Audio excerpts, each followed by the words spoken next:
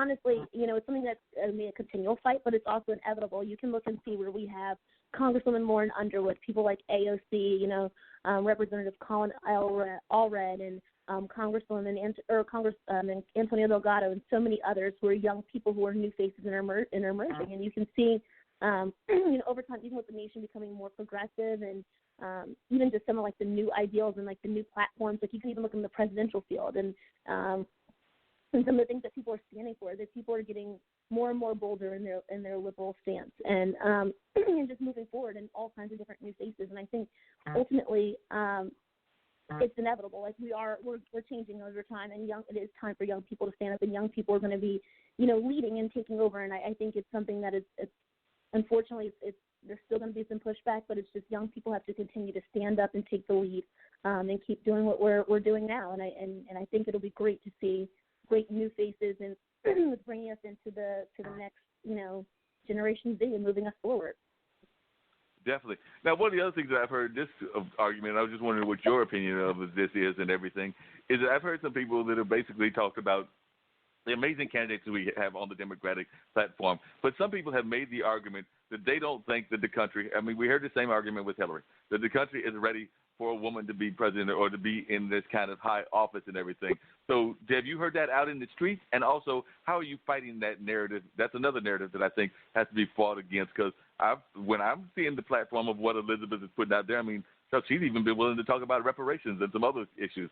Definitely Kamala has been talking about some serious issues. So there are some serious lady candidates out there that are putting some serious thought into their platforms, but then you have some folks out there that are basically giving the narrative that if a woman is at the head of the ticket, the hardcore Trump people will mobilize their forces, and our forces won't mobilize enough behind them, and that there are some people that might come to the side if it's like an older white man, the standard kind of version that we get in the presidential elections, but if it's a woman, whether she's middle-aged, young, or whatever, that they will not they will not come to that stance because they don't think that the country is progressive enough yet. And we've also got a major gay candidate as well, and I've heard that same argument against him.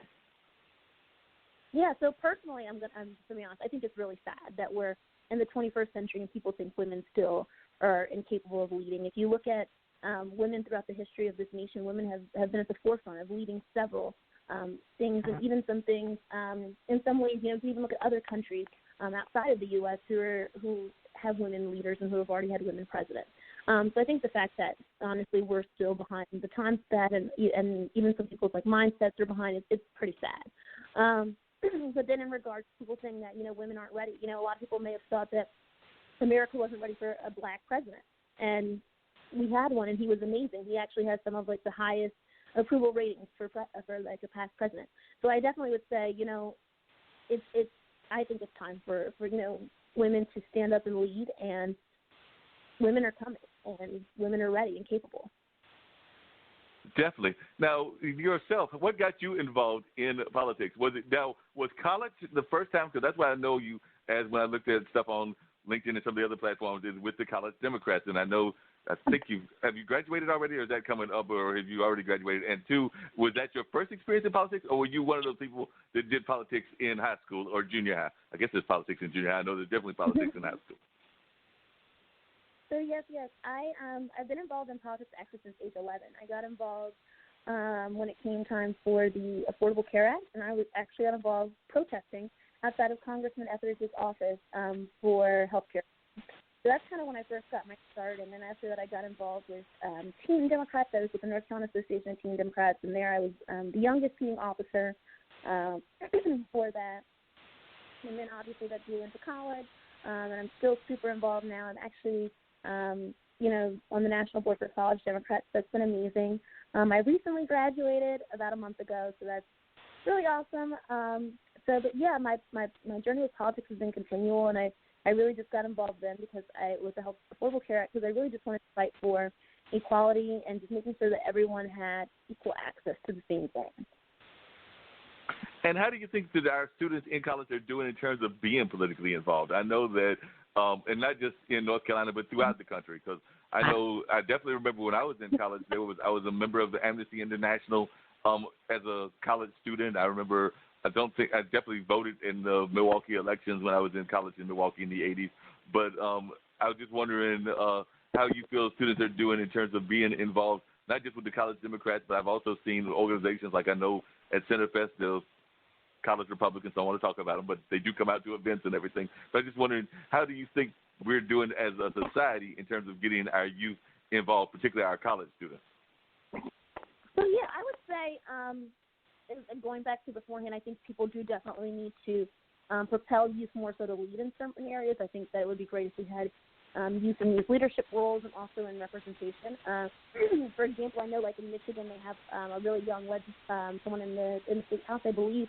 He was elected around age 22. His name was Joel Jones, and he's a state house rep there. So I think that's really awesome, and I think we should do the same. Again, in regards to college students and them being active, I would actually say that I was really surprised when I first came to college. It was during the campaign with Bernie and Hillary, and it was during the primary season, and I was so shocked at how many students were actually out there knocking on doors, like even during like the student activity times, like going around talking to their peers, and even people that weren't super vocal about it. I was shocked. Everyone was very aware of what was going on. So I think we're definitely starting to see a lot more millennial engagement, and they do care. And that's something I realized myself through just going on and being on a college campus and talking to people. Now, one of the things that person is currently sitting in the White House, that we're going to try to get out of the White House, has been really involved in, is a millennial tool. And I was wondering, do you think that the Democrats are doing a good enough job with social media? Because I think he's got to be one of the most overly tweeting people in the world, because there might be some other issues that he has going on just in his own personality and wheelhouse. But he definitely seems to be out there on social media on a regular basis. That is definitely a tool of the millennials as well as maybe the generation or two before, even though sometimes I'm amazed because I know I've had conversations about Facebook, and sometimes my friends that are in their 20s are like, Facebook is so then, and I'm sitting there going like, I thought it was still hip, but they're like, no, that was then. So, yeah, I think you can say a lot of things about his Twitter. I think we have to keep in mind, too, even though, all press can be helpful in some ways, but you have to understand, too, some of the things that he says are very, very controversial on Twitter. And so some of that stuff is also people just being pretty upset about what he's saying. But I also think a lot of it comes in as to where, he's saying things that are offending people, and it's, often being shared, and people are like, oh, my gosh, whatever. But that is also highlighting him and bringing even more attention. So that is kind of not so good in that way in regards to that. But then I do think the Democrats are definitely doing more with engaging people. I just got on the my Instagram today, and I saw in my story there's this picture of Donald Trump, and it was boy bye. And I was like, that is so cool, because it's something that you hear people my age say. And it was a thing by the Democrats. It was an actual graphic that they had made. So I definitely think they are doing a good job of engaging people. I think, as I said too, a lot of his media and stuff like that just comes from, and if you were really to research and look through the things that he says, a lot of his media is controversial stuff where people are just getting mad at him. But I think sometimes instead of just focusing on the crazy things that he says, people should just focus on, at the end of the day, he's been saying crazy stuff since the beginning. And so that's what he's going to continue to do. But why not just focus on, instead of that, focusing on, publicizing more things that are positive and uplifting and things that are going to help us propel our message to move forward. And I think it's still, obviously important to still pay attention to some things that pertains to our nation state, but in regards to just, everything and giving it as much attention, it would be better to focus on things that are actually going to benefit us. And what do you think are some of the issues that are very important to the youth vote that is out there? I mean, definitely education is important, definitely teacher pay, because you've got to have good paid teachers if you're a youth and everything, and definitely trying to figure out the whole loan situation, because I know several of the candidates have come up talking about loan forgiveness and things of that nature. But you, as a young leader, what are some of the things that you're hearing from your peers that they are thinking as important issues that might be more important to them than, say, some of the people in the other age demographics? So I can say for me, as a millennial and as a recent college grad too, and from talking to most of my friends, loans is a huge thing. I think, you come out, you go to college because you're told, this is the best opportunity, and, it's going to help you with moving forward and doing so many other things in life that you want to do, and it's amazing to do it. And especially for people who graduate with, careers in humanities and things like that. it's not as easy to get a job as in maybe some other people. And so when you have students who are graduating with, $50,000-$60,000 in debt, sometimes even more. Like I know some students whose debt is in the six figures, and they're graduating and only making a job that pays, like $30,000. That's a serious issue, and it comes down to survival. And then I think that also turns into a long-term issue of where people are like, is college even worth it? And that turns down to like impacting us with American competitiveness overall in the future. So I think that's a major issue in regards to loans and figuring that out. And that's something that I constantly hear. And a lot of people are just like, who's going to help me with school? Because there's a lot of college kids who are or people that have just graduated who are barely able to survive. And so I think that's a very, very crucial thing. Yeah, definitely. That survival thing is very important and things of that nature. Now, what are some of the states that you think, definitely North Carolina is one of them, but what are some of the other states that you feel are going to be critical with their youth vote in terms of getting out there and trying to change flip the White House and things of that nature? And also, do you think that there is any possibility that we will be running against somebody else before the elections? How are you feeling about impeachment, and is that something we should consider, or should we just try to concentrate on the 2020 election? So I think you're going to have your traditional states that are typically pretty big. Florida's going to be a big state. Any other states that potentially that are flip states will be huge. And I also think it's also really big. Like North Carolina is a state with like a lot of colleges. Any states that have a lot of colleges, I think that's huge to target, especially since we're seeing like a lot more millennials becoming more democratic. And then in regards to impeachment, I would say with that, like personally, I'm not the biggest fan of him. If he were out of office, it would be great. But I also feel as though too, I feel as though in 2016 there was a lot of focus on like negativity, like we don't like Trump. And so I feel as though that kind of deterred from the overall message of what Hillary Clinton was bringing to the table. And so with that, I definitely, don't think he deserves to be in the White House. I don't think he should be there at all. But I also don't want that to deter our overall message of what we're trying to move forward and trying to get the next candidate elected. But I think that needs to be the overall goal, the 2020 elections. And then, what happens to Trump at the end of the day is whatever happens to him either way. If he gets impeached, then that's what happens. But I think the overall goal needs to be the election and winning back the White House. Definitely.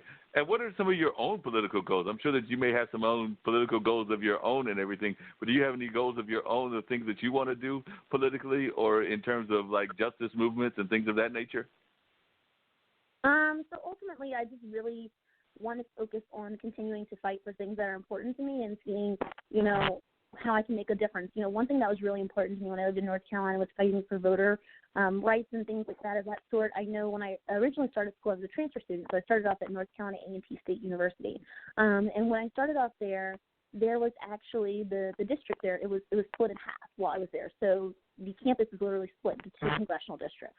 And that's really, really sad because what they were trying to do is split the vote. So where it happened is they had like a lot of the kids who were underclassmen who didn't have cars voting off campus, and then the students who were upperclassmen who sometimes tended to have cars voting on campus. And it was really just a way to disenfranchise the vote. And then there's so many other places, or you can even tell in North Carolina in general, it's just a gerrymandered state. And so I think that's definitely very problematic, and I hope that, to be able to fix that. And that's my ultimate goal, to work in social. Hello? Oh, I'm so sorry. I think I had. Oh, did you hear any of what I said? I might have had you on mute the whole time. No, I heard what you said mostly until that last 2 seconds. I heard the thing about the gerrymandering and things of that nature. I think it was just the last 2 seconds that I missed. So yeah, basically, ultimately, my goal is to fight for making sure that everyone has equal voice in the polls and making sure that everyone's voice is heard. I think that's the ultimate thing. And if we were to do that, our elections would definitely be a lot different, just if we made sure everyone has the right and equal access. And when you're talking to other college Democrats, are there certain issues that you feel that are more important to the South, which is where you were going to school at, or more issues that are more important to the North? Or do you find that the issues are all pretty much the same in terms of where the college kids are at and everything, in terms of what they've got on their mind? Or are there certain issues that are more important to the north. I know gentrification is definitely important to everybody because as soon as y'all got out of college, y'all got to go get a job, and the apartments